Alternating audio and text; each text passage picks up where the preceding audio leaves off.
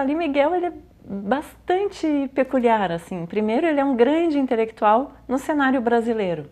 Ele foi jornalista, ele foi roteirista, ele foi escritor, crítico literário, ele foi diretor da editora da Universidade de Santa Catarina. E em cada um desses aspectos ele teve uma atuação marcante. Então nós o conhecemos mais atualmente enquanto escritor, né? Com grandes romances como Nur na Escuridão, que é um romance com vários dados autobiográficos, né? A história dessa família que sai do Líbano e que vem para o Brasil, para Santa Catarina, para Florianópolis. Mas nós temos também o ser humano, Salim, com valores humanistas, alguém sempre muito simples, muito disponível. O Salim dizia assim, fulano é uma bela figura humana. E com valores de democracia, valores humanistas também no sentido de que a cultura nos permite experiências estéticas, intelectuais. O Salim viveu até os 92 anos. E uma das marcas registradas dele é a ousadia e a inovação. Alguém que estava sempre se reinventando. Então, em relação às novelas policiais, esse gênero policial, há duas outras novelas publicadas nos anos 90 que têm um pouco essa pegada policial, né? Há um crime, há um sequestro, roubo de um quadro, um tipo de interrogatório ali. Então a gente pode fazer essa aproximação. Mas é extraordinário porque foi o último livro que ele publicou em vida, já aos 91 anos, e é um livro no qual ele se reinventa, e ele reinventa o próprio gênero policial. O Salim já nos últimos, uma boa parte do final da vida dele, tinha um problema de visão. E olha que coisa extraordinária, os últimos livros que ele escreveu ditando para alguém que digitava, o neto, o filho. Vamos imaginar assim, o que é escrever um romance, o que é escrever uma novela? Agora, o que é escrever isso sem estar com o texto escrito ali no computador ou à mão? Quer dizer, tudo na memória. O Salim, ele teve um AVC nos últimos anos de vida. Então, esse livro, ele estava quase pronto, praticamente pronto. Então, eu pedi licença à Eglê e aos filhos e levei o manuscrito do Nós para a editora da Universidade Federal de Santa Catarina, o professor Fábio estava dirigindo, e prontamente o professor Fábio adotou o projeto, que se transformou também numa bela homenagem ao Salim Miguel, que dirigiu a editora, a Edufsky, nos anos 80, essa rede de editoras universitárias estava apenas se constituindo na época, e o Salim conseguiu financiamento para construir o prédio, para comprar máquinas.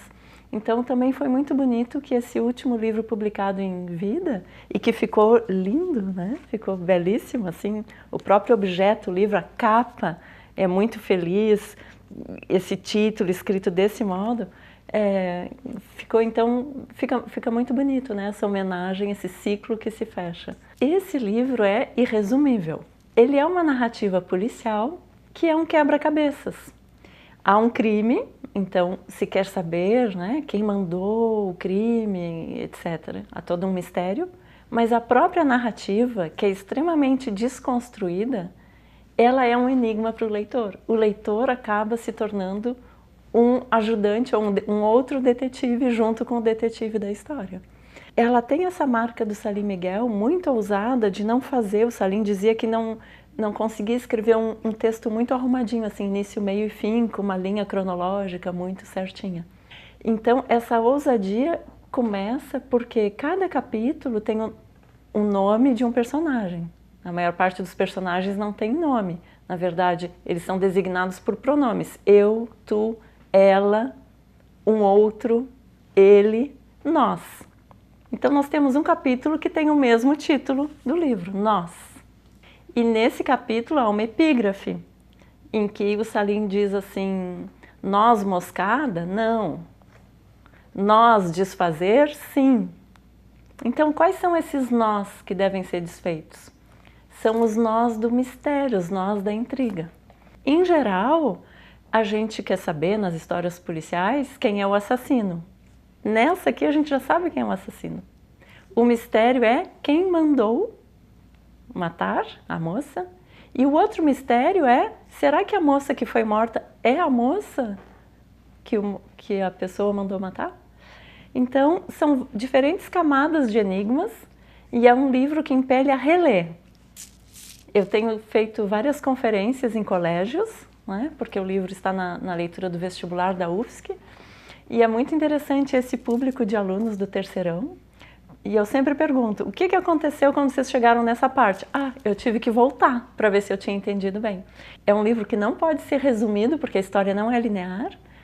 A história também é o leitor que vai juntando esses fios, que vai desfazendo esses nós da intriga, esses nós da história. E no final há um capítulo grande chamado Nós, em que um detetive chama os vários personagens para explicar, né, alguns fatos relativos à história deles e ao crime. Como ele está no vestibular da UFSC deste ano, já estava no ano passado, ele está disponibilizado gratuitamente no site da EDUFSC. Então isso também já dá, né, um acesso a muitas pessoas. Eu tenho apresentado alguns trabalhos no Brasil e fora sobre o Nós. E ele intriga, ele incita, ele instiga pessoas de horizontes muito, muito diferentes. Alguns anos atrás, no meu pós-doc, uma das tarefas que eu fiz foi também traduzir para o francês. Então, ele já está traduzido, ainda não foi publicado, mas quem sabe, né, em breve vai alçar voo e ganhar aí novos horizontes, novos leitores, né? Então, vou ler um trechinho desse capítulo Nós, em que aparece esse detetive Auguste Dupin, que é o personagem do Allan Poe do século XIX. E ele está junto com o eu, né? Caminho em direção à cozinha. Sinto sede. Pego um copo. Prefiro a água da moringa, sempre fresquinha. Só então, olhando para o fogão a lenha, me dou conta. Depois do café preto da manhã, 2 bananas e 2 fatias de pão de milho, nada mais comi. Embora não sinta fome, olho pela janelinha. A tarde escorre lenta, 3 horas talvez. Me esforço. Mastigo um pão de aipim, uma fatia de mamão, basta. Ao voltar para a sala, estaco surpreso. Um homem está sentado perto da mesinha. Dá um boa noite com sotaque. Não respondo. Meio a sério, meio brincando, diz: se aproxime, sente na cadeirinha de palha. Afinal, a casa é sua. Confuso, obedeço, embora a casa não seja minha. Me esforço. Quero lembrar quem é. Ou não há o que lembrar? Ah, deve haver. O homem esclarece. Recebi o material que mandou, no inglês macarrônico. O cara não sabe nem inglês nem português. Para mim não foi problema. É só acionar a área certa do cérebro e domino qualquer idioma. Li tudo o que me mandou em português.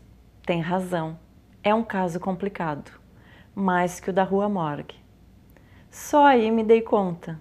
Tinha a meu lado Auguste Dupin. Depois de me desculpar por não tê-lo reconhecido de imediato, perguntei: quer tomar um café, um suco de manga, um copo d'água, uma cerveja?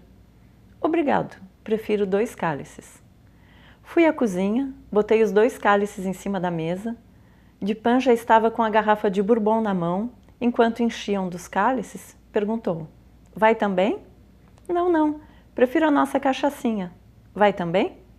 Pode ser, falam tanto dela. Esta é especial, envelhecida em tonéis de carvalho. Veja só a cor. Fazemos o seguinte: vai no bourbon e eu na cachaçinha. Aceitei. Enquanto ele saboreava a pinga, eu engasguei no bourbon. Mordeu minha garganta. Tossi.